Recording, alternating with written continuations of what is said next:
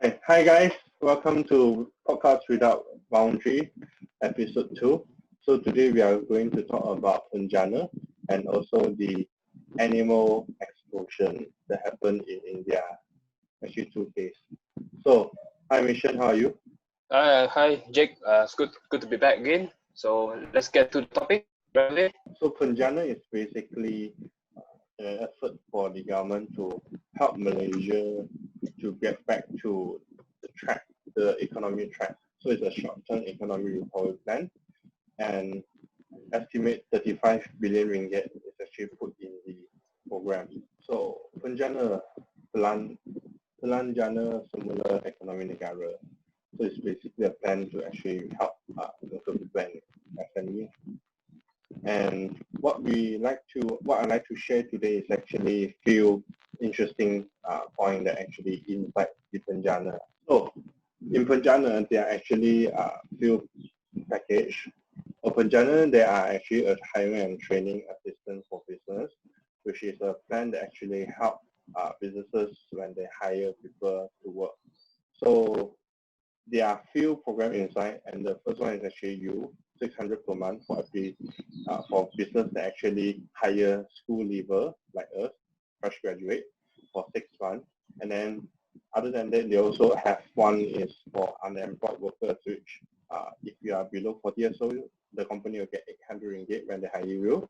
And then if you are over 40 years old or you are OKU, and your company will get 1,000 ringgit per month because of hiring you. So this is very good because it's actually motivate businesses start hiring people, especially when they are in a financial crisis right now. A lot of companies start fire people. They actually fire people unlawfully. Some of them, I know some people that even the government subsidy a company, and then they actually just fire the employee and don't pay the employee, which is very bad. And then it can actually bring to a court case. So yeah, I mean, it's reasonable for them to actually help the company and subsidy a company. And then what do you think about this, Mission? About the whole financing or supporting company actually hiring people? Well, again, I don't know much about all these things, but it seems like if you ask me, based on the youth one, where they're giving like 600, I mean, it depends on the company. If the company says they want to take the chance to hire more people, I think they should, because after all, it's an incentive for the people, right? Mm-hmm. But if they see this, like, there's two approach. I actually predict companies will do this. Either they will see like, oh, example, we pay a X amount of salary with the deduction of 600. That means the government help us to pay the worker 600 ringgit, right? And then you will see another side of the coin where people will say like, oh, government is paying 600 ringgit, so let's cut down their salary a little bit, So this is going to be very interesting because it might affect the person's newly hired person's paycheck, so to speak, right? Because 600 is not a big margin, but it's quite a margin, so to speak. So it boils down to what the company wants to do. Actually, like 600 is for fresh graduate, and then other than that, 800 and 1,000. Like what you said, the company might actually like hire a person, and then they just, for example, I want 2,700 ringgit, for example, when I apply for a job, and then the company will say, oh, we get 800, so for this 6 months we will pay this amount of money. Yeah, it's good to it's a good way to motivate them to actually hire people, and I think that's very good. And then I really appreciate government actually do something, especially fresh graduate like us. Events, hospitality, and tourism industry are suffering right now. They are basically looking for a job, but then our industry are dying. So yeah, it's good. It's very good for this. So the next is flexible working arrangement incentive. So the objective is actually encourage work from home agreements by providing support to both employers and employees. So to sustain a new normal work from home, the government will support employees and employers that actually let their employee to work at home. And then there are actually tax deduction for employers, and then there are actually income tax exemption up to 5,000 ringgit for employees who receive a handphone and they can work at home. And then there are also special individual income tax relief up to 2,500 ringgit. All this is benefit to office worker, is benefit to people that can work with a laptop. But then this also affects to people that actually work in, for example, they are work as a fitness trainer, they are work in theme park, they are work in restaurant. So what are your take on this? Well, it seems like those who are not, how do I put it this way? I'll say those are involved in that can benefit from this flexible work arrangement incentive will get it, and those who, I know it sounds obvious, and those who are not involved will not get it. But if you were to ask me, some of the things are some interesting points where they say you get a deduction for tax exemption for handphones and so on. Yeah. But if you ask me, I don't know this is against the law or what. If you are not benefiting it, but if you have kids who go to the school, maybe you can get it for them. Right? So maybe they can get the laptop. Example, this person is working at the restaurant, so why the hell does he need a laptop, right, so to speak? Yeah. So maybe he don't need it, but maybe his son needs it going to school on online learning. So maybe he can use the laptop and purchase it and give it to the kid. Then he will get the extension. Yeah, I mean there are actually gray area right here, because you can't justify when I go, for example, I go and buy a laptop, for example. Yeah. You can't ask me to give you a letter saying that my company want me to buy a laptop, right? Yeah. And you can't. How do you know how I use the laptop? Actually you can't you can't justify everything. And I think this is good for people like us. We fresh graduate, and then we need new equipment so that we can work. It's very good for us. At the same time, I think the government, they can't control everything, and they can't see everything, because it's too complicated if they want to do everything by themselves. So yeah, but then I think it's good because it encourage people to actually start spending money. I think that is the government's goal. Yeah, because the tax is one thing. After the tax, maybe a tablet is about the original price, everything is about 3,000 ringgit. Then after tax, maybe the laptop is just about 2,700 ringgit, for example. So you will encourage people to buy things. Include me. If I get a job and I need a laptop, then I will take advantage of this, and then I will start spending money. So it's very good. And then with this, I confirm that it can actually help a lot of SME and a lot of businesses in Malaysia, especially those do tech business in Malaysia. I think this is quite good. Yeah. I will be benefit with it. And childcare subsidy, e-voucher.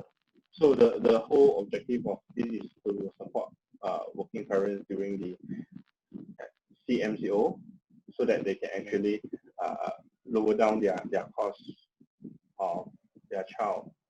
So it's actually e-voucher 800 ringgit per household for mobile childcare service to be utilized from now till end of August 2020. So this is very good also, because when you need to bring your children to kindergarten or to any place for them to stay, and then you got this support. So yeah, it's quite good. Okay, why 30 public transport subsidy? Yeah, this is one of the things that I like a lot, because it's affordable, but at the same time, every time you run a train, you run a bus, costs a lot of money. So I don't know how we are going to cover the cost of each service. So what is your take? Because I know you take train to work, and then I also take train to work. So what do you think about this? Well, obviously, of course, if we are talking about benefit, like 30 ringgit, as a consumer, obviously we all can benefit. But if you think from the government's point of view of like, are they going to get any earnings out of that? Man, I would doubt, because from my understanding, the current one, there's a 100 ringgit and a 50 ringgit. And to make it even, so now they're only 30, right? So that is going to be a huge, that is like almost half the deduction. If you take the 100 one, almost half, right? 70%. So this really, but again, this one is still very blur from the, sorry to say, it's still very blur from the government. As the point of view, as I see it, is do you know that the 100 ringgit and 50 ringgit packages will still be ongoing? So the question is, taking the 30, why do I need to take the 50 or 100? Or should I change the statement and say, what will the 150 ringgit one can give something what the 30 ringgit cannot give? So this is a lot of gray area. That's about it. But in terms of beneficial to the people, if you, I mean, I guess, but I see where the government is coming from. Maybe they want more people to use the public transport. Yeah, but definitely. If you ask, but if someone who drives all the way to the work frequently, chances are I do not think because of that they will change their behavior, so to speak. Yeah, I highly doubt. I highly doubt. Yeah, for example, I'm going to buy a motorcycle after I get a job, and then because the place that I work is actually not connected with public transport, of course I won't take the public transport. It's not make sense at all. And yeah, I think it's very good for the government to come up with this RM30 for public transport. And I also hope the government actually continue this after because this is until December 2020.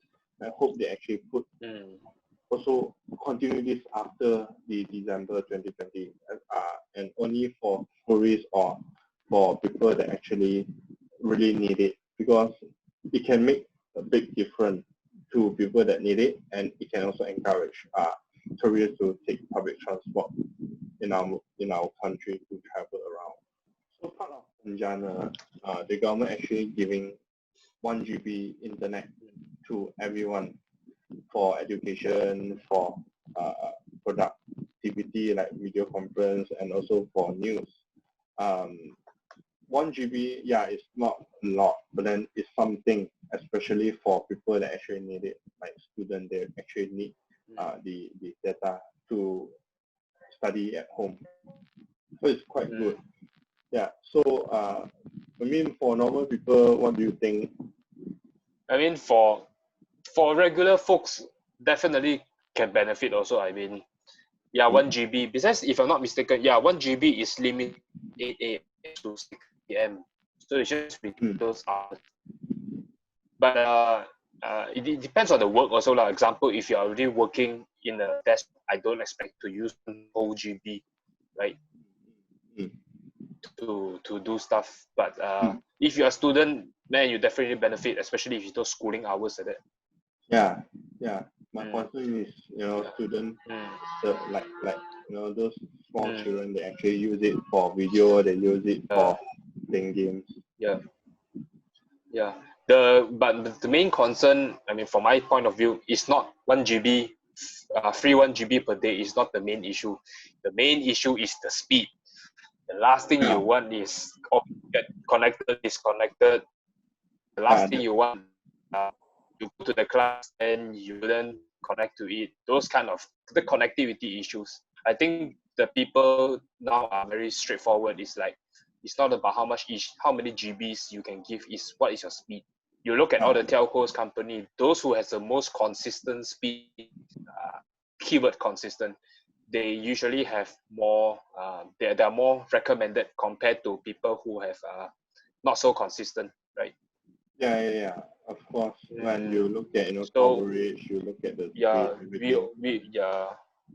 So we also hope the of course having free internet. We're not saying not grateful, but it'd be great if they can also check out on the. I'd rather have, to be frank, I'd rather have them not having the free 1 GB, but instead improve on the connectivity and the speed, so to speak. Yeah, coverage. the Coverage and the coverage, speed. Yeah. the coverage and the speed is also. I mean, I don't blame the government. Don't take action because it's not their responsible. Basically, what I learned, what I know is that it's fall on the telco company. Do they want to build a tower that actually like you got a tower, then you can have the range, and do they want to rent like U-Mobile? They're basically renting Maxis tower, and for Digi they have their own tower, if not mistaken. So yeah, it's based on which telco you are using, and then for the government to actually get involved, it might cost a lot of money for the government because like, I need to suggest something, then the telco company for sure will ask, oh, are you going to pay a subsidy so that we can build this and that? So yeah, it's a cost for the government if the government get involved. So it depends how they want to do it. But for me, yeah, I'm very I got Wi-Fi and then I can afford to pay my mobile plan. So yeah, it's also value somehow. I mean, if it's free, is given, then no complaint. But if you ask to a very honest extent, how many people can benefit? I will have doubts. I'd rather have them improve the connectivity compared to the connectivity and speed and coverage compared to just free 1 GB. And for listeners out there, 1 GB, if you're curious, I mean, before you do a live video call like via Zoom example, 1 GB can last you. Oh gosh, the other day I had like a 4-hour video conference. It was like 1.5 GB. Yeah, 1 GB very fast. It's quite long actually. 1 GB can last quite long if you ask me lah. I'll be surprised if the class is 8 hours long. I don't think so, right? I don't know. Yeah, no, there will be a class will be maybe 30 to 1 hour maybe because online, no Q&A. Exactly. Yeah. So 1 GB is actually more than enough lah. So if someone try to comment this and say like, hey, 1 GB is not a lot. It's actually quite a lot if you're using it for the right reasons the government intend you to do. The correct way. It's just the doubt is on the coverage and connectivity. Unfortunately, it's down to the telco's company also. Yeah, the telco company, if they don't take action, nothing will change. So I mean, quality over quantity at the end of the day. That is what we want, right? No point free 10 GB, but your speed is like few Mbps only, then forget it lah. Yeah. Not Mbps, kbps, sorry. Right, then no point lah. Okay, we move on. Shop Malaysia online. If you are listening, I hope vendors like all the online shopping, I hope you can make one column like made in Malaysia like that. Yeah, then people can straight to the point and support local goods. Okay, let's start with here. So in the Penjana, the latest Penjana, the government actually encouraged business to actually go into e-commerce, which is online sales, online business. So we can see that our country start to move into digital world, which is good, which is a very good move for us to go into a technology country, to be a more developed country. So some of the initiatives that actually the government do to support the businesses going to online is actually they have this Shop Malaysia online for online consumption. So what they want to do is actually basically government want to encourage people to buy Malaysian product and to also bring Malaysia product to the internet world. So what do you think about this? Yeah, I think it's a good move. I support it, and it's good that they support the local products. I just hope the local products get more they get more limelight, so to speak. So for listeners out there or YouTubers out there, is that just want to share. The next time when you buy something online, you look at something. Example, you look at a 10 ringgit product, local product, and you look at the made in China product, 5 ringgit only. you might want to think twice. You're not saying you don't support a product. I'm just sharing is that maybe by supporting the local product, number one, you are creating more jobs to the people in our own nation. So it's more like us helping us. We gotta have that kind of mentality. Us helping us, instead of like oh, it's cheap, you buy from China. And again, I know we're all gonna get blasted. I'm gonna get blasted of this at least. China products most of the time has trust issues, right? We have certain doubts. At least local, anything happen, we can still find within local range. Yeah. No, I'm just saying. Yeah, right? I mean, it's good that actually the government actually encourage people to buy locally and then use local products. It's very good. In fact, just to share, in the Western world, like in US, in the States, they actually encourage people to buy their own item. I know put trade wars aside, but I think this because they want to help support their own people. Some good companies that I can see very good practice is from Rogue. Rogue is in case you don't know, Rogue is a gym equipment company. So they not only when you keep supporting them, not only they just make a lot of profit. That aside, they also create more job, hiring more part-timers to do more do more of the equipments to meet the demand. Yeah. That is actually very, very good move. We hope Malaysia can do something like a Rogue like that. So there is more people helping and supporting they are more our own business. Yes. So the next time, just sharing again, like if you see a 10 ringgit product, Malaysia one versus a 5 ringgit China product one, just think twice. If it's 5 ringgit, 10 ringgit, just give it a go, and compared to like, unless it's like, for example, one is 200 ringgit local product, another one is like dirt cheap 50 ringgit China product. Then I mean, if you are in a tight budget constraint, okay lah, by all means go and support go and get your China product. But if you have the ability to support the local, just go ahead lah. Even if it's just, especially if it's only 1 or 2 ringgit more, just give it lah, right? I think Penjana, because after this we'll talk about the tax exemption for manufacturer moving into Malaysia or relocate in Malaysia.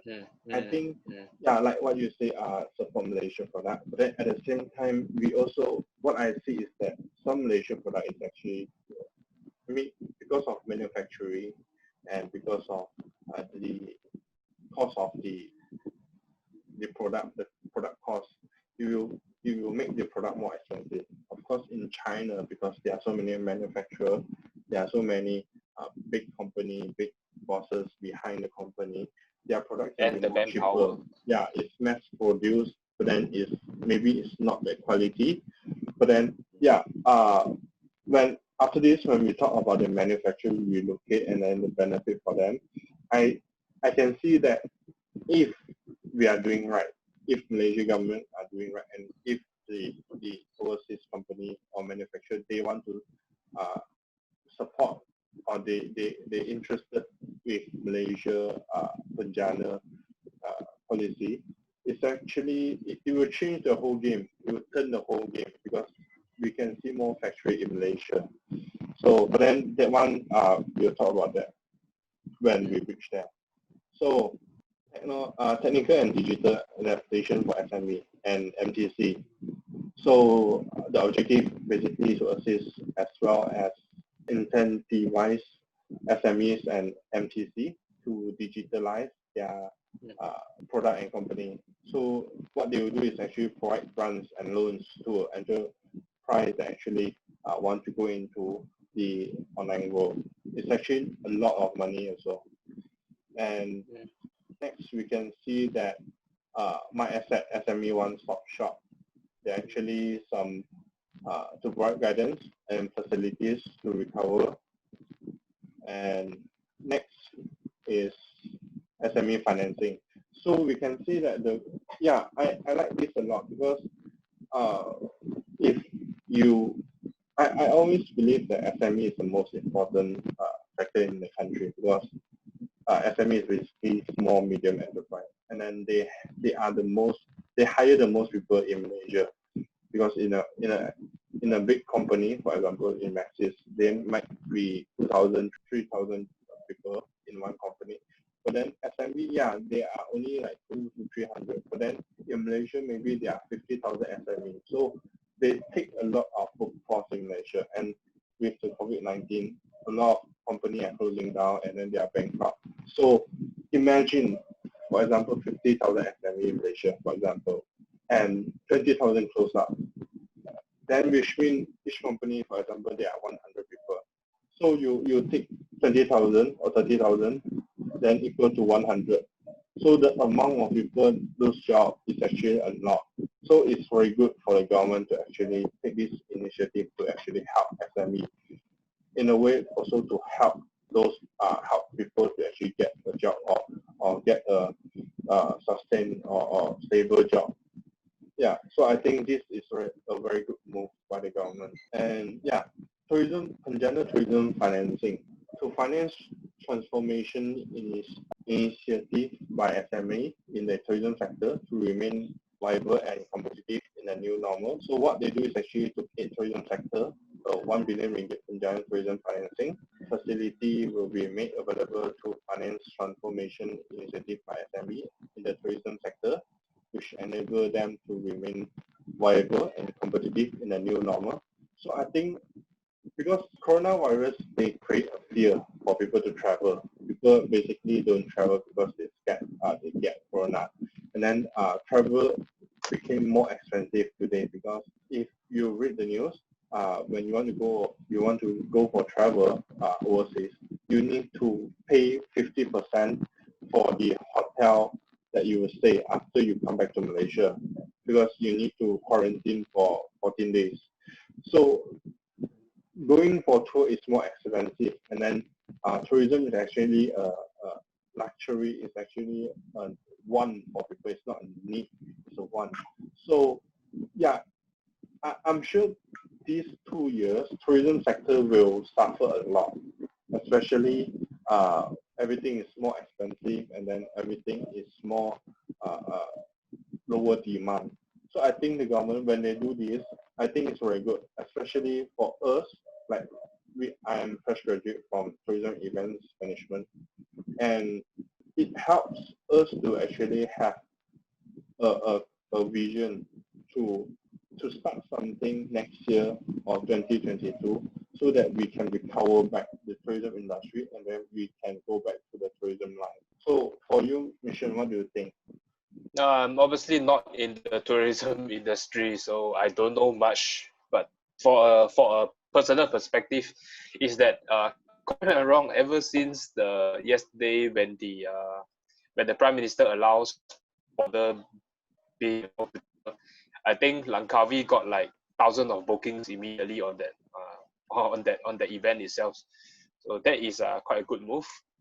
But understanding that, I would think tourism is so badly hit throughout this whole week, 2 months. I think what you say is true, that it's going to take quite a long time to recover. So by doing this financing part, perhaps can help to benefit the for those that are involved in this industry lah. If there's one thing that I would like to also see is that I hope they also help not to forget. Yeah, tourism. When we think of tourism, we always think about hotels, resorts, theme parks, maybe. But I also hope they think about those Airbnbs or those Airbnbs, yeah. and even simple things like I'll just put example like what you call it, like taxis, the trishaws, beca, and all those things. I hope they take that into consideration also lah. Like example, the beca, all those the trishaws, whatever you want to call it, or those if we ever have like boat, those boat markets. I know we have some in the west, in the East Malaysia. So I hope they also can benefit. It's not just when you think of tourism, it's just the hotels and resorts and theme parks only. So I hope that will remain. They don't actually, put everything in the list, and I think it's because if I put everything in the list, it's too much. You need to read it's got to be a whole book. Yeah. So I think they also include that into the whole plan. It's just that one thing, I'm not sure how they're going to apply for these financing. Yeah. Yeah, that is true. Yeah. I mean, maybe there are some department they need to go. But then, yeah, I think for me, tourism include everything, include hotel, include those attraction, this and that. Even Batu Cave is an attraction, and they should, we benefit from this. So yeah, like what you say, it's actually everything, power everything. So yeah, I'm looking forward to actually go back to the event and tourism industry, and from this, I'm sure people and industry can actually benefit a lot from this help, from this financial plan. So next we just move into this Bumi Relief Financing, basically to ensure sustainable of Bumi Putra enterprise through financial support. Basically, they will actually provide 200 million dedicated finance assistance for Bumi owner business. This will sound very political, or maybe it will sound a bit racial conflict. But then I don't think, why Bumi Putra businesses only? That's my question. Because we are in a multi-ethnic country, and then we should be equal to all people or all ethnic in Malaysia.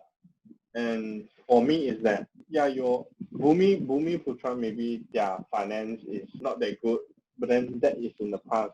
Today, Bumi Putra, a lot of them can support their business. And in Malaysia, there are actually Chinese and Indian company that are also suffering. So why only they are Bumi Putra with bad financing? Why not they come up with a financing that actually finance all ethnic business? All Malaysians. Yeah, all Malaysian. Because when you look at this, Bumi Putra, as we know, is Malay. It's very direct, Malay. But then the thing is that a lot of Malay, why only Malay? The Chinese, the Indian, they are also suffering. Why not all? Right?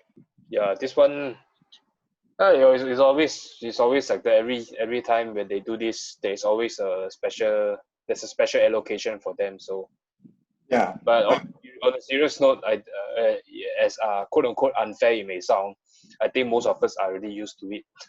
Yeah. I mean, non-Muslim, we use for it. Yeah. Yeah. We work on our own. Yeah, but then this also this is the thing that I don't like about the whole system. Why only Bumi Putra? And then you need to understand that Malay in Malaysia today is not poor anymore, or it's not financial stable anymore. A lot of them are stable, and a lot of Indian and Chinese are unstable also. So instead of we going back to Bumi Putra, this and that, why we need to change the system in Malaysia to benefit everyone, because we are all Malaysian. We are not Chinese Malaysian. We are not Indian. We are not what. We are all Malaysian. Yeah. So I think this one will definitely is something. I think this is going.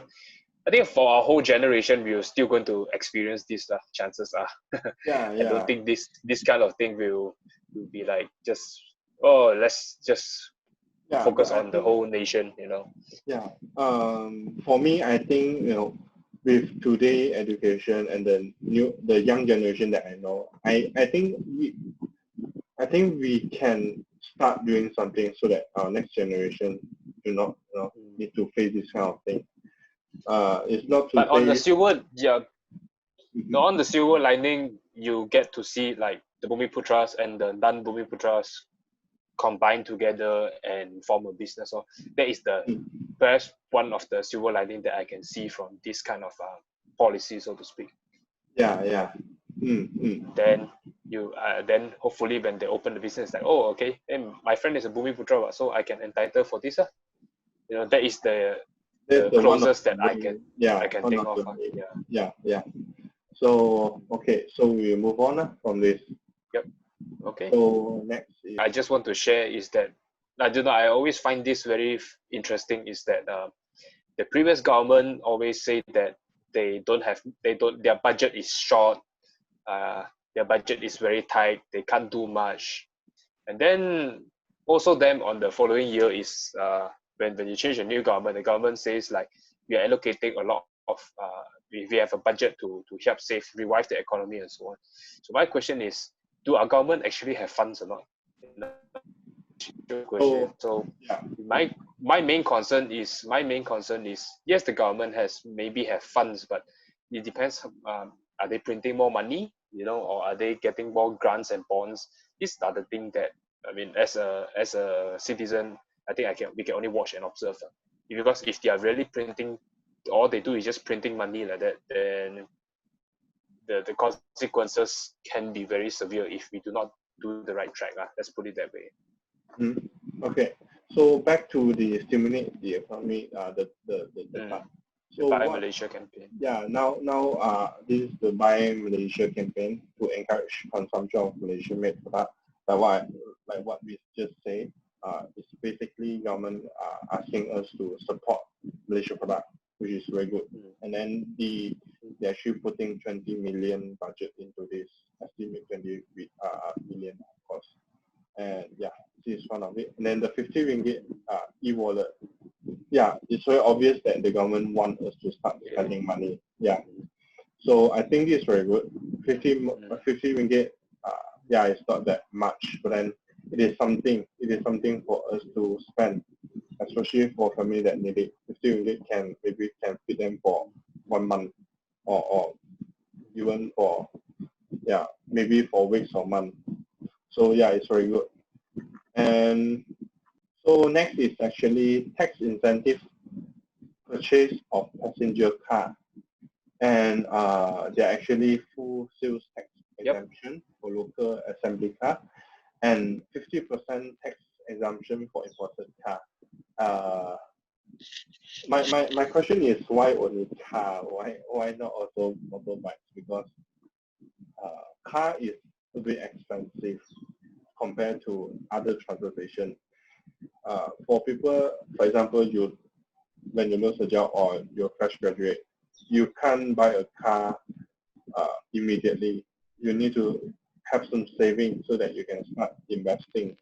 For me, personally, I think that if it is good if, let's say, the government also gives some tax incentive to purchase motorbikes and also to purchase something that we can afford. It's basically what I think is actually the government should give tax incentive to purchase motorbike also, other than car. What do you think about this? I mean, car is something that is quite expensive in Malaysia after the taxes and that. So I think motorbike also should. Well, maybe they will extend. Not only cars. I hope when they say I hope they mean by vehicles as well, because when you talk about car, again, where do you draw the line? Where do you draw the line? Yeah, exactly. If I want to have if I decided to have a passenger car of a 6-seater, do I still consider it as a car, or do I consider myself as a van or MPV? They actually, actually this is followed by the category. If let's say you take your example, if let's say a 6-seater is still considered a car. If let's say you mean a van, then which means a van is if let's say you are used to work and then the van don't have passenger, I think that is considered as working vehicle. It's not a car. I think what they put here is actually basically family or passenger car that actually used to deliver human being to another place. Yeah, still it's the same. Like for example, if I want to have a 4-seater, because if I'm a car, I only have 4-seater. If I want to have a capacity of 6-seater, or if I want to drive a limo like that, so to speak, then it should be exempted. But yeah, I mean, still they are still car. What I mean is that if let's say you are buying a van, they are category where you put the van under business or passenger. Yeah, but perhaps I don't know. This one I find it a bit always very interesting, I would say. Then, but I hope they put in all kind of vehicle, include motorbike. Yeah, I think that would be better. Yeah, it will be way better. Include also for business vehicle, for example, van, for example, lorry. yeah, so that people can start spending money, and then it's a bit relaxing for us to buy or invest in vehicle. So move on. Extend But if service I'm not hour. mistaken, the sales extension actually is not a lot. 50% in Malaysia is a lot actually, because our tax is quite high. Our car tax is very, very expensive. No, I mean the full sales extension for a car. You take, let's say you buy a car for 50,000. I don't know how many percent it is, but I don't think that, let's pretend it's 10%. 50,000 of 10% is 5,000. I don't think it's 5,000, but yeah. let's just pretend it's 5,000. It's still not a lot if you ask me, right? But hey, it's something it's something people will take. For me, it's quite a lot, because you need to understand that 5,000 normal people working salary is maybe 3,000, for example. So it actually saves them 1.5 months salary. So for me, it's a lot lah. But then again, but when you count when you count the loan in, chances are you'll be paying with loan, unless you pay in full cash. Then you pay in loan. Actually, it's just, to be very frank, I think it's only like maybe 100, 200 difference. I mean, for me, it's still good, because at least we get some tax exemption from the purchase. At least we can save 2,000 that we can use in next time, maybe to service the car, or to actually use it for contingency. So I think it's very good, and I think Malaysia tax is quite expensive. Then we just move forward now, because it already said. So working hour, extend service hour in normal. I mean, for this is for office lah, for office usage. For gym or for entertainment is different, because if you work in F&B, if you work in gym, you actually have shift lah. So what they want to do is basically to also put office into shift type of system. Normally it's 9 to 5. Now they want to extend to 8 to 9, which means 2 shifts. I think it might work, it might not work. We're not sure. We just need to see what will happen. But then what do you think about this? Because I know you work in service industry. You have shift. Yeah. So it don't make any difference to you, right? Okay. So just now, as you were asking whether what is that called? My take on this extended service hours. Well, the extended service hours, if you ask me, is good at one point, but you have to understand actually the main reason behind this. I believe they're doing this because they are still in the midst of social distancing, the SOP thing, so to speak. So you have lesser people within the hour. Yeah. So you have to see that approach also. So for that, it's actually not a bad call, I would say. But in terms of practicality, like someone wants to go to the government office at 9 p.m. I don't know. I don't think many will entertain. Not many will do this because we are so used to going to UTC at like in the morning or in the evening before 5 and so on. I mean, UTC basically they are offering they are offering from morning until night. I go to UTC at night sometimes. I mean, for some transport. I mean, if you benefit for it, even you take bank for examples. Banks operate until 5 only. They don't have any problem. Nobody say, hey, your bank should operate. Have you ever heard anyone say like, hey, I want to go to the bank at 7 p.m. My main very rare. Bank also. Yeah, very rare. But I can see where they're coming from because they want to do the social distancing thing, which is my prediction on that. If for that, then I would say it's a good call. But it depends on the person also. Yeah, I mean for what they can do is basically, morning they do all the bank stuff, and then after evening they basically do all the in-office stuff. So yeah, that's something they need. We need to see what happened, and then we need to adapt with that.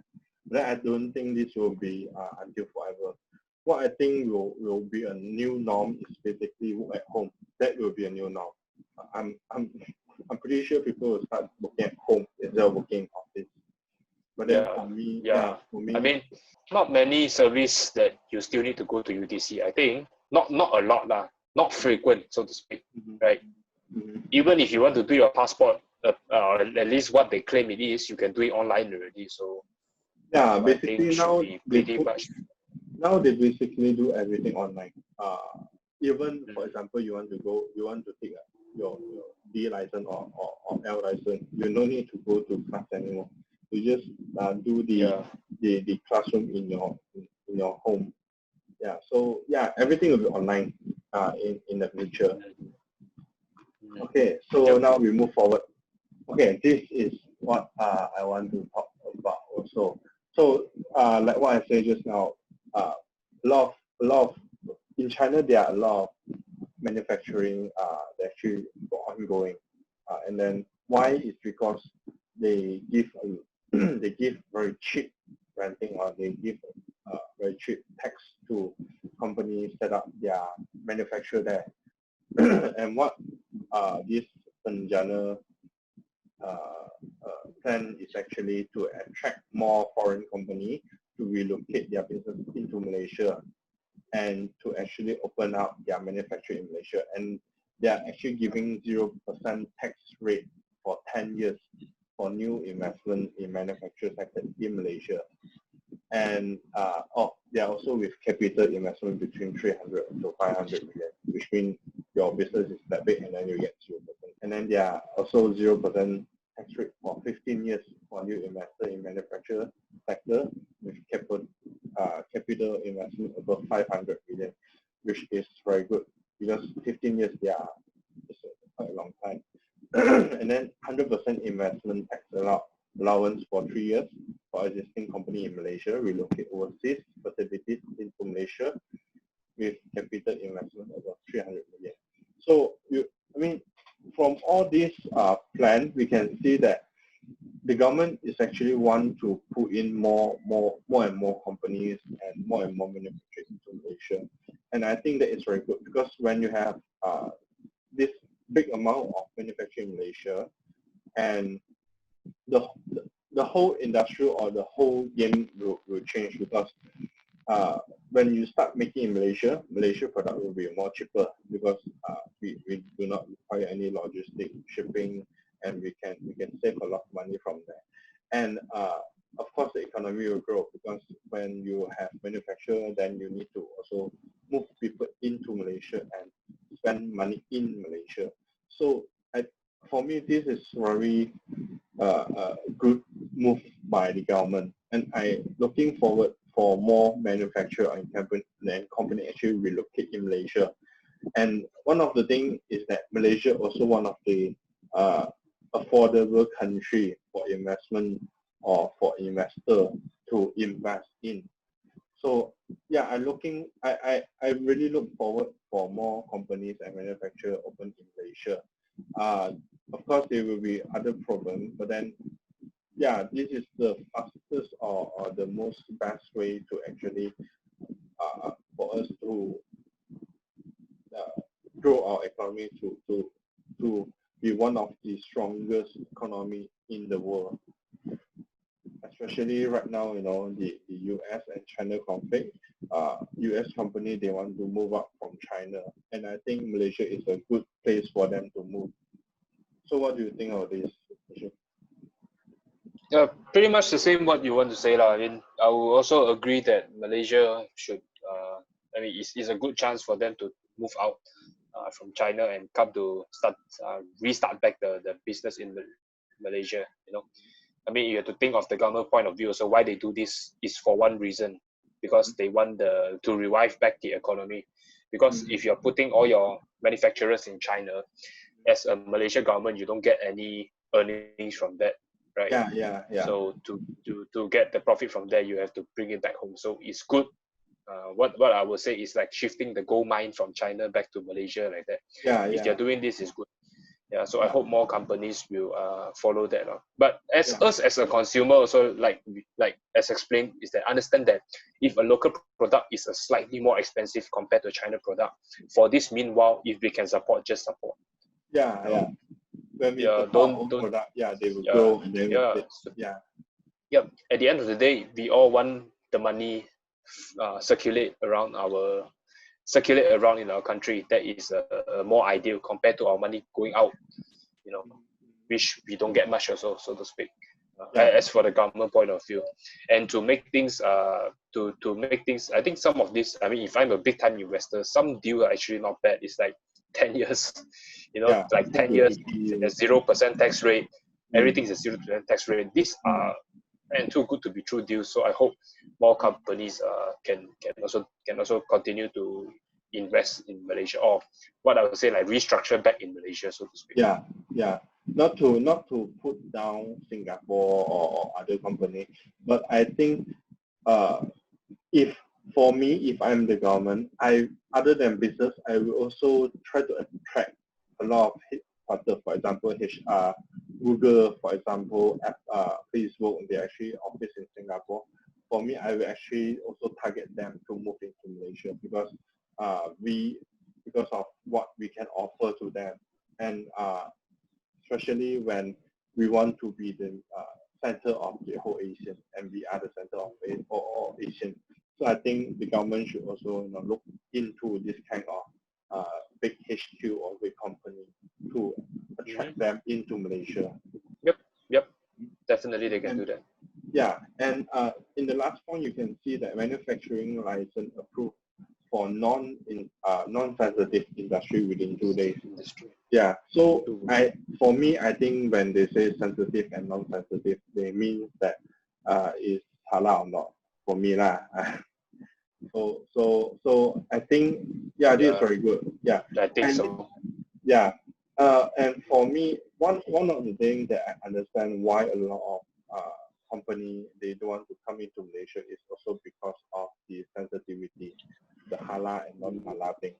So I hope the government and the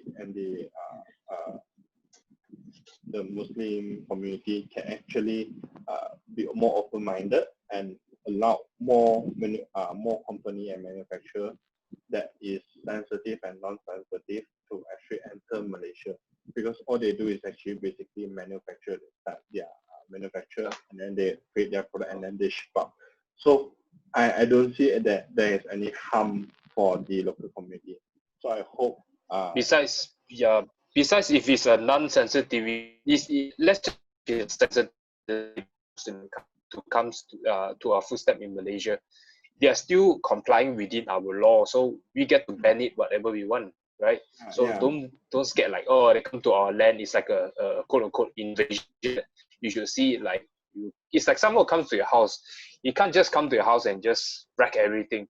Right? I'm sure he has to come down to your house and he will ask you politely like, hey, where's your bathroom? Can I use your bedroom or something like that? You can't just like go in and, all right, I'm going to make the bathroom my bedroom or whatever it is, right? So it's still within your own rule. So it shouldn't be too out of. Worst case scenario, they are not doing it, they are not complying, they kick them out lah. I mean, that is the worst case scenario. There is nothing much to lose from the government point of view. So, but then that's what I hope the community actually can be more open-minded. Okay, just a few more that. Okay, the tourism sector support. Okay, tourism tax exemption from 1st July 2020 to 30 June 2021, and extension of service tax exemption for hotels. Yeah, it's very good because a lot of hotels is closing down, so benefit. And extension of period of income tax relief, 1,000 ringgit for tourism expenses. So it's very good for the government to actually help the tourism industry. I'm very thankful for that. And and this is what I very interesting in arts, culture, and entertainment sector support. Basically, is events management, is basically all the entertainment industry in Malaysia. They actually want to give loan, soft loans, interest rate. I mean, 100 ringgit million in soft loan with interest rate of 3.5% and 30 million in grants for creative events and exhibition industry under my creative venture, and 10 million for Chendana. So they actually see the benefit from events industry. For me, I'm personally, like what I said, I'm from events and tourism management and industry. So events, I personally feel that events industry, they got not enough attention, and now the government actually see the benefit of event industry in Malaysia, and now they actually start giving some attention and giving some street to us. So for me, I really looking forward to go back to the industry, and I really like what the government are doing right now. So what do you think, Mission? Do you think it can actually help the country? Again, this is all not my scope, but if you ask me, as long as it opens up the door for people, then I would say it's a good to live here. Because like I said, I really don't have much idea on this one, but you ask me, like I said, as long as it open doors to people, it encourage people to do more of these arts, cultures, and event, that would be real good. In fact, to sum it up, all these policies that the Penjana has to offer, don't see it as just a recovery. I hope all of us see it as like a chance to also improve the economy also. Yeah, don't just see it like, oh, just to revive. It's like you're in a hospital bed. You don't just want to, let's say you're in ICU, you don't want to just get out from ICU and resume in the hospital bed. You want to get out from the bed and live your normal life. So, right, or if not better, right, healthier than ever before. So I hope the economy is revived like that also. Yeah, that would be my take. Yeah.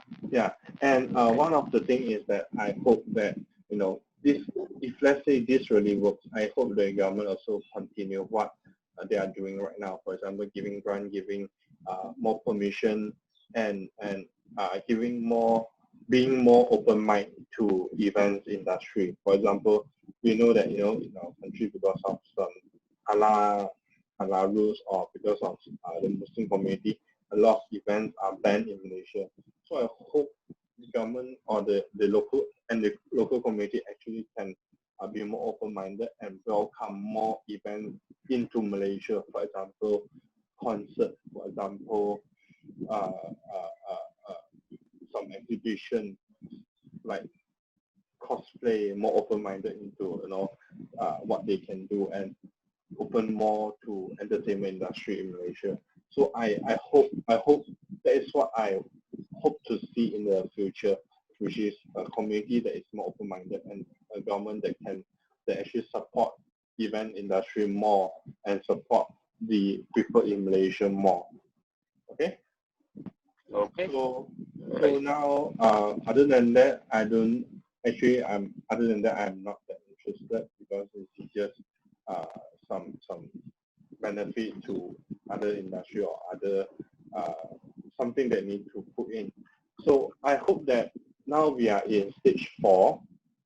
I hope at the end of the whole pandemic, they actually will also focus on medical, which means the budget in medical industry. So that is what I hope the whole pandemic can actually, you know, bring us to, which means their budget not only for military, also for medical and education. So that is what I hope from this whole pandemic. You got anything to share? If not, we'll move into nothing. I just want to say is that hopefully with this whole Penjana thing, things can get better. And by the way, shout out to all of us who tuned in on Friday to listen all the whole Penjana thing, only to find out they didn't announce whether the extension or not. That one is hilarious. Everyone is like, you should look at the Facebook Live, those comments where they share, is like, so is it going to be on or not? Is it going to be extended or not? It was just hilarious. Everybody was like, okay, but we don't get the verdict, so to speak. But then, but I also hope, but Sunday they then said that there's going to be a recovery recovery movement control order, also known as the RMCO. So hopefully we are in the verge of recovering. you know. Yeah. And what do you think about the extension until 31st August? I think there's nothing much can be said on this one. If they are extending for the better good, I think it's okay. But I just hope, because I work in the gym fitness industry, so I really hope the gym can open up. Because if you think about it, one will debate like, hey, the gym is, you know, the gym is a quite confined space. I mean, even restaurants are confined space. Restaurants have social distancing. I'm pretty sure the gym can work something out. And people will say, oh, there's I mean, people say the gym is a contact sport. Like, who the hell touches you when you're lifting, you know? Gym bro. Right? Yeah, those gym bro sports are that one. Not you. But even those are touching very, very minimum, right? So I just find it like, obviously things can be better lah. Yeah, Right? I mean, If you think, yeah, it's funny how like saloon can be on. It's a bit frustrating. Mini rant here. Saloons can be open.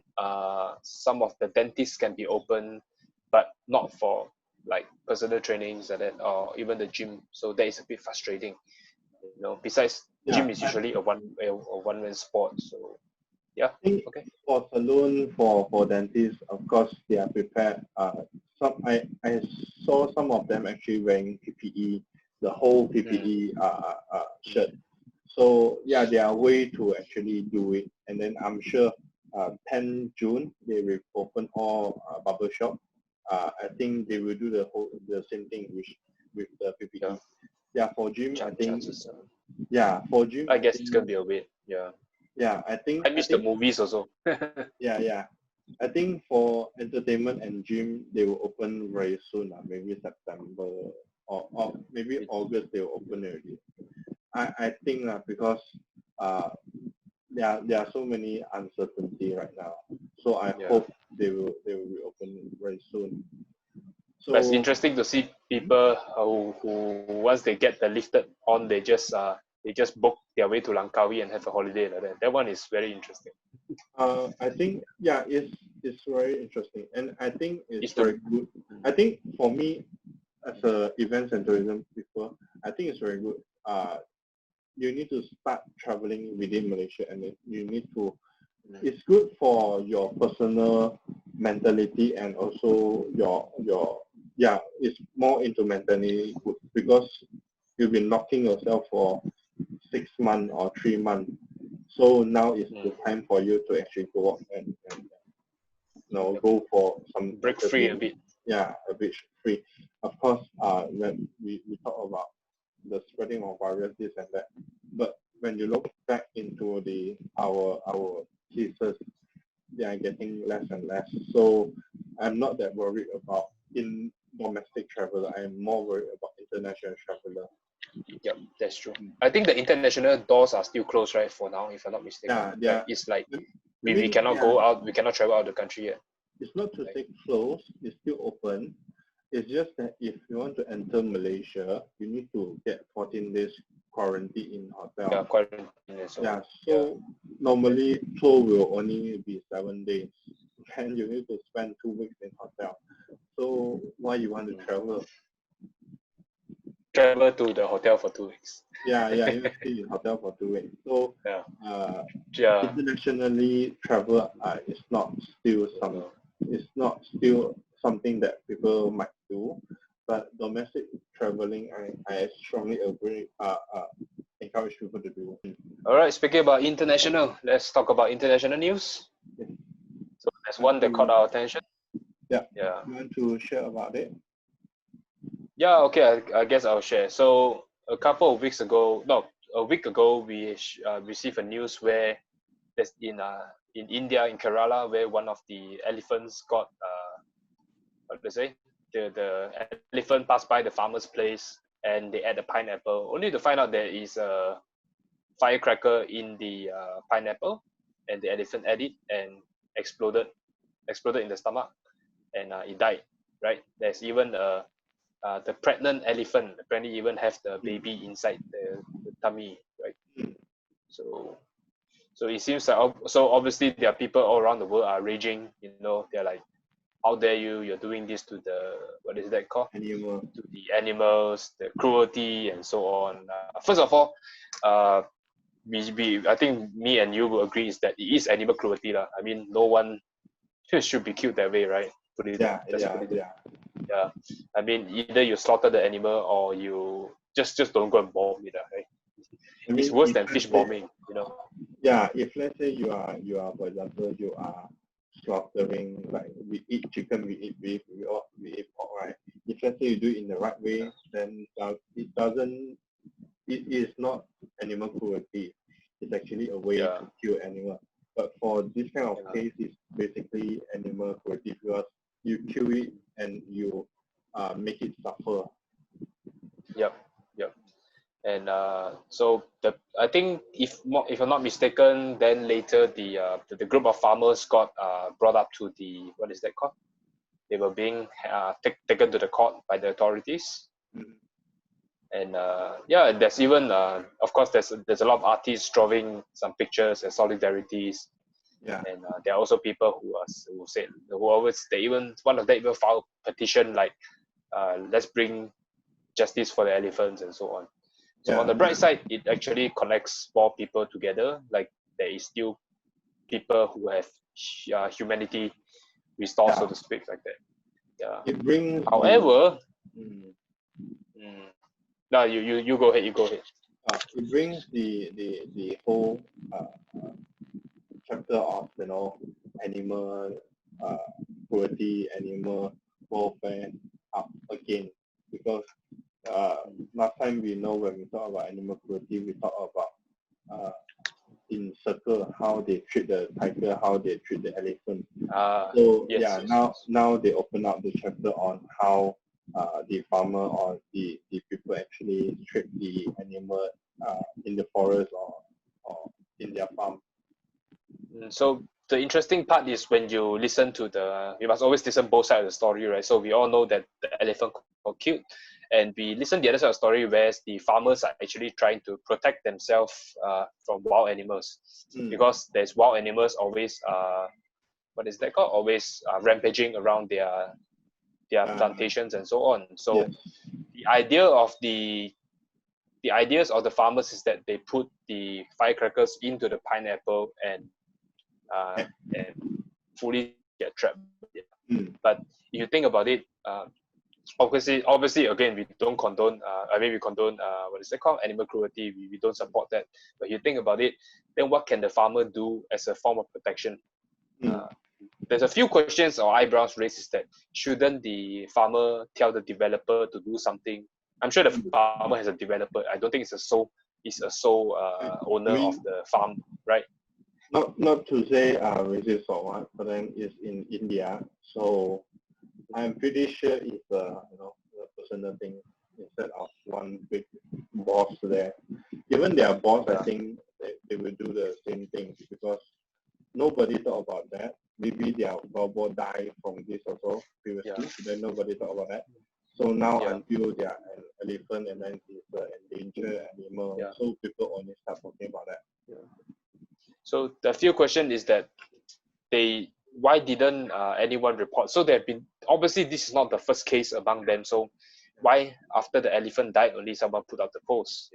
So that is raised some eyebrows. And to make things even worse, if you think about it, initially it was for them, apparently from them is to defend from the wild boar, right? And apparently the elephant fall into the trap. So this raised me another question. This raised me to another question, is that again, if you are the farmer, you see there is a group of animals, you should have informed the authorities, or at least tell your boss this, that, hey, can you set up a fence for me or something like that, right? So this is the part that we all want to know lah. Yeah, it's also about cutting budget, how to save money. Yes, you set aside money, then the fastest or easiest way is to put the firecracker to. I think the origin idea is just to scare the wild boar, because when you eat something, then you learn, But then no one expected any elephant actually eat the whole fruit.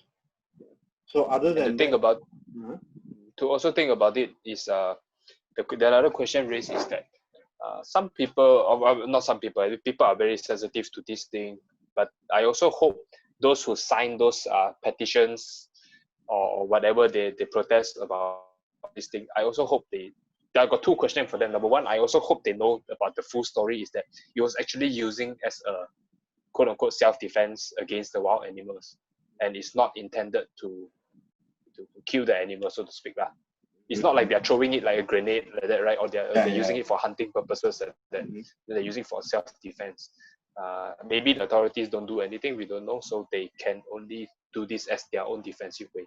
And also bring me to question number two, is that the main question is that if it wasn't for the elephant, if it's just another death of the wild boar, do you think there will still be news? Yeah, that's what I said. I want to hear your take on that one. Yeah, previously, like what I said just now, I'm sure last time before this, a lot of wild boar died from the firecracker, and no one will talk about that because it's a wild boar. No one care about wild boar, and elephant is an endangered animal. So people only talk about this because it is an elephant. If not, I'm sure no one will talk about that. So there you go. Just I want to know how people react.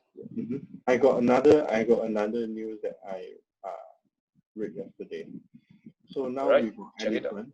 This elephant. Then another is actually a cow. Basically, same thing happened. The cow actually they actually put the firecracker in the cow wheat, which after the cow eat the wheat, and then the whole firecracker explode. And what happened is that the pregnant cow actually lost her whole jaw. So, like what I said, because I think because of the elephant thing, then now people only talk about this cow getting injured because of this. After recent incident, then a pregnant elephant died after fruit filled with firecracker burst in her mouth. Triggered nation outrage. A video of pregnant cow injured after being firecracker wrapped in wheat fall in Himachal Pradesh, which has been circulating on social media.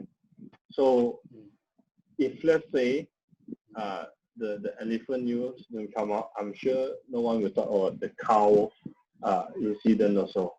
Yeah. But it's funny how surprisingly all these cases happen in India. I mean, I thought cow is considered like a sacred animal like that. I'm surprised how they treat the cow like that. Yeah. That is very, again, it's very disturbing news, but you think about it, it's like, why they do this? Yeah. Right. So basically, which means it shows that it happens all the time. It's just that now only people start talking about that because of the elephant. Yeah. Kind of remind me of the Black Lives Matter like that, Yeah. People, I mean, in America, Black Lives Matter. People talk about it every time. They even go for protests before this, but then it's not that big. Now it's very big because it's something they make it bigger and bigger. So it's a global news. Yeah. So the elephant thing, maybe now only one or two people talk about it, one and two news reporters talk about it. But then I'm sure in the future, if let's say more and more this kind of thing case happen, then it will attract more people to talk about that. Okay, so we just hope all this, but it's sad to see all this thing is happening. Okay, so is there any other than the cruelty, is there anything that you think about the whole case? No, there's not much. I mean, the cruelty thing is obviously wrong, but I know it's a little bit out of the topic, but I just want to share. Sometimes, I mean, we consider ourselves fortunate. We live in Malaysia. We have all sorts of races. This is why sometimes when we see animal cruelty like that, sometimes it's good when we purchase meat products. Sorry, vegetarian friends. When we purchase meat product, it's good to go to products that have a halal certificate on it. just to make sure it's being done in a proper manner, so to speak, right? Like I don't know. I mean, maybe because I'm a Malaysian, I mean, every time when I go and buy a raw item, let's say if I go to the market, if I want to buy poultry or beef, I will try to. I mean, if there's a halal certificate or is considered halal, it's usually my go-to places. Without even like that, because you know that thing is being done properly. You know, freshness aside, price aside, if it's halal, usually it's a green light from my end. But except for pork, pork is the only one that there is a gray area like that. But pork also sometimes you see the area lah, so to speak. Right? If it's done among locals like that, I will be a little bit more confident. If you're talking about like the pork from China like that, or because I think we do see some very disturbing videos about all this also. Right? Yeah, when you buy, I mean, chicken and beef, of course, halal is the best product lah. If let's say you talk about pork in Malaysia, usually what the farmer do is basically they electrocute the pig. So it's done in a very fast way. And if you want to buy pork, of course you buy Malaysia pork better, because if you buy China, first of all, we don't know how they execute the pig. Maybe they slit the throat or what. I'm not sure, but then in Malaysia I'm sure because I'm in that business. And for China, if let's say you buy China pork, I heard that the quality of the pig will go down, and then they also feed the pig some chemical thing that actually make them more fat and make them more, so that they actually put something on the pig so that it can last longer. Yeah. So they look more juicy like that, so to speak. Yeah. So if let's say you want to choose pork and then you like to eat pork, choose Malaysia pork. It's way better. Yeah. Is more and also back to the topic as what we say just now, like supporting our local markets also. So that is a good move. Then for the other halal products like red meats and poultry, then usually those, or even eggs, those are my go-to places usually. I just see a halal logo, I'm like, all right, that's it. As long as the price is right, you know, I'm not going to pay 50 ring. Yeah. Of course, if let's say you buy a Wagyu, for example, then if you all know how Wagyu been. That is different now, of course. But then normally, just go for the halal. There will be more. I even saw Wagyu is, some of them is halal one. I actually saw that before. I think they do because they need the. There is a stamp. There is a stamp. I mean. To verify. At least it's basically the halal as a non-Muslim, the halal is basically like it's like a serum for Malaysia like that. Right? It's like the electronic food version of serum like that. Once you see the seal, you are quite okay already. It's an okay place to start. Whereas, to be frank, even me and you, people will say, I'm sure there will be salty people who will say like, oh, you must remember your roots. You know, you're from China and all those things. Those are the past and past. But if you ask me to buy like some China stuff, especially meat product, I will be a little skeptical. Unless I really need the item, then I got no choice. Then but then my take. Malaysia product is always better because at least we know how to control quality, and then we care about the quality. Okay. Let's just say we are not smart enough to do stupid things. And we are more hygiene. That one, that's why once it's halal logo is, for me, is green light, no doubt. All right, so that's all. So that's all our episode. The long one today. So we'll talk to you in maybe 2 days and maybe next week. We'll see how, and is there any new is there any new news coming out? If there are, then we might do it this week. If not, we'll just do it next week. All right, and for listeners outside there, thank you for staying tuned. If you're still listening until now, thank you so much. And if you have any news you want us to talk about also, you can drop in the comments below, and we'll see if it's a good news. You share it, right? And once again, thank you so much, and we'll catch you next time. Till then, thank you. Bye bye. Thank you. Bye bye.